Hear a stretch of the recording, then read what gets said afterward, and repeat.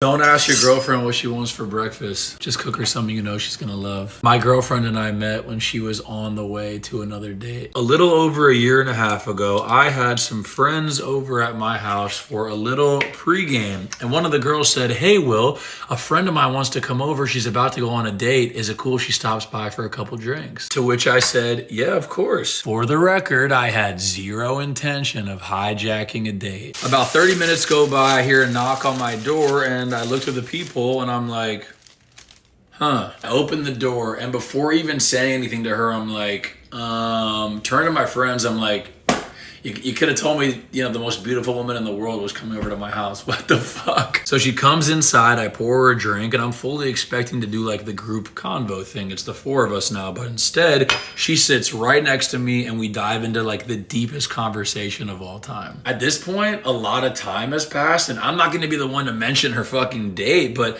I had a few more friends come in. We were all ready to go out, and then one of her other friends was like, "Hey, Kate, what about the date?" She looks at me, then she looks back at her friends, and she's like, I think I'm staying. I thought she was so far out of my league, and I was so oblivious that she was actually shooting her shot at me in a way, and I was just like, woo, she's coming out with us, yeah. These look very lovely. So it's me and two of my guy friends, and her and two of her girlfriends. We go to Silver Lake, an area in Los Angeles. We go bar hopping, and we finally end up coming back to my apartment, the six of us, for a little post game.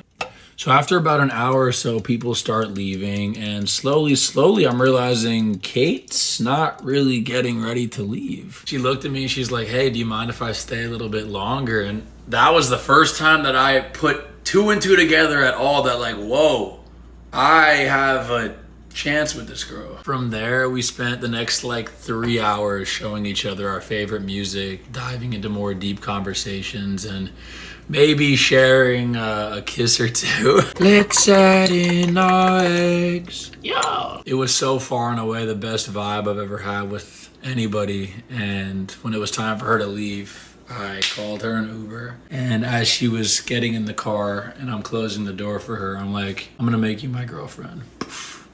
And I closed the door. I don't know how I got the confidence to say that shit, but there must have been some truth to it, because we've pretty much been hanging out every day since that night. I think one of the things that makes our relationship so successful is that we understand that human beings don't want to be burdens to each other, but we want to see you do things for us without having to ask. Cooking breakfast for your partner isn't a huge deal, but it's a lot of these little things that add up over time that lead to a healthy, beautiful, supportive relationship. She's pretty, ain't she?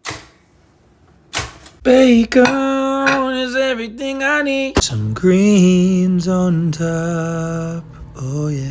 Gotta get her a scoop of the sea moss on the side. What is that? A little breakfast in bed for you this morning. Oh, Got a little egg sandwich. Is that sea moss? Yeah. See, for the nutrients. I love you so much. Oh, Thank these- you.